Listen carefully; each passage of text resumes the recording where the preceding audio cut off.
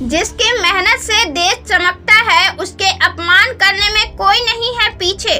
भाजपा हो या कांग्रेस, शिक्षित हो या समृद्ध राज्य, बिहार की अस्मिता पर कब कब और किस किस ने दिए अपमानजनक बयान। नमस्कार, आप देख रहे हैं प्रेस बिहार और मैं हूं आपके साथ आनंदमयी।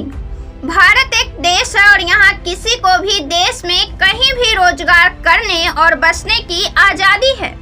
ऐसे में मजदूरों को प्रवासी नहीं कहा जाना चाहिए, लेकिन आजादी के पहले से लेकर अब तक बिहार के मजदूर दूसरी जगह जाते हैं और अपनी मेहनत के बदौलत उनको विकास की ऊंचाई तक पहुंचाते हैं, लेकिन आवश्यकता पड़ने पर उनकी स्थिति का मूल्यांकन साफ हो जाता है। लॉकडाउन ने स्पष्ट तौर पर मजदूरों की भूमिका को उजागर किया है, उनके योगदानों का मूल्यांकन किया है और साथ ही यह भी उन्हें अन्य राज्यों में कितनी प्राथमिकता दी जाती है।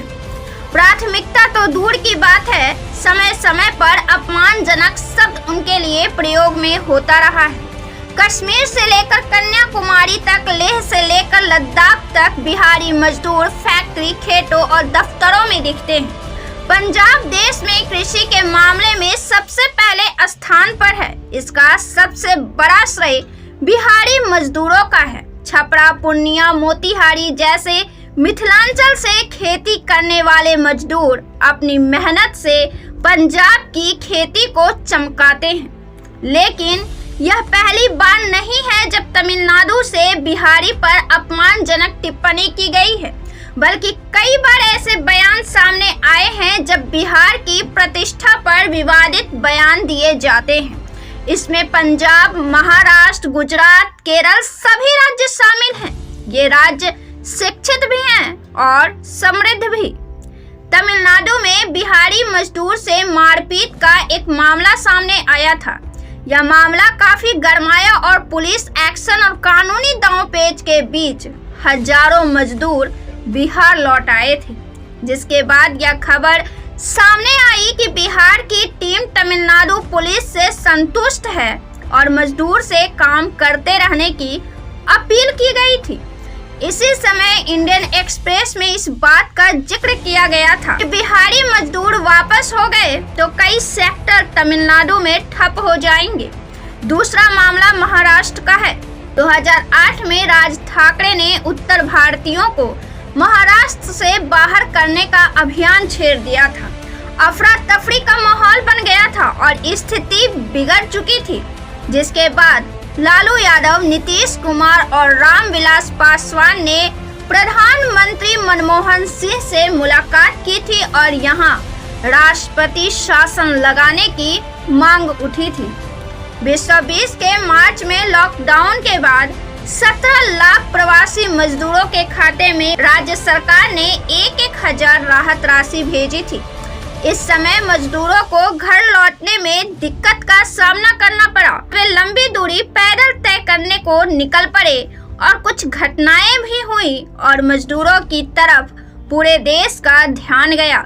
जो मजदूर देश को विकसित करने के लिए, सड़कों, राज्यों को चमकाने के लिए दिन रात पूरे देश में मेहनत करते हैं, उनकी क्या स्थिति है? यह स्थिति पूरे केंद्र सरकार पर, हर राज्य सरकार पर सवाल खड़ा करती है। गुजरात में 2018 के अक्टूबर माह में एक दुखद घटना घटी, जिसके बाद बिहारियों के खिलाफ मारपीट का अभियान शुरू होता है और बिहारी भागते हैं। ऐसे में नीतीश कुमार ने कहा था, जो जहां है वहीं रहे, कोई दिक्कत नहीं होगी। केंद्र सरकार भी एक्टिव है। इसी साल भाजपा के केरल के मुख्यमंत्री प्रमोद सावंत ने कहा है कि यहाँ 90% घटना प्रवासी मजदूर द्वारा किया जाता है। पंजाब में कांग्रेस के मुख्यमंत्री चरणजीत सिंह बिहारियों के खिलाफ नारेबाजी की थी और उन्हें भय कहा, जिसका मतलब होता है सिर्फ खून पसीना बहाने के लिए ही है बिहारी मजदूर। ने कुछ दिनों पहले यह कहा कि यूपी बिहार के हिंदी बोलने वाले लोग हमारे राज्य में आकर टॉयलेट और सड़क साफ करते हैं। उन्हें अंग्रेजी बोलना नहीं आता। जो अंग्रेजी सीखते हैं वे आईटी कंपनियों में काम करते हैं। डीएमके और उनके नेता सनातन पर भी टिप्पणी करते हैं। वहीं तेलंगाना में अभी हाल ही में कांग्रेस के जीत के बाद नए मुख्यमंत्री रेड्डी ने कहा कि तेलंगाना का डीएनए बिहार के डीएनए से बेहतर है।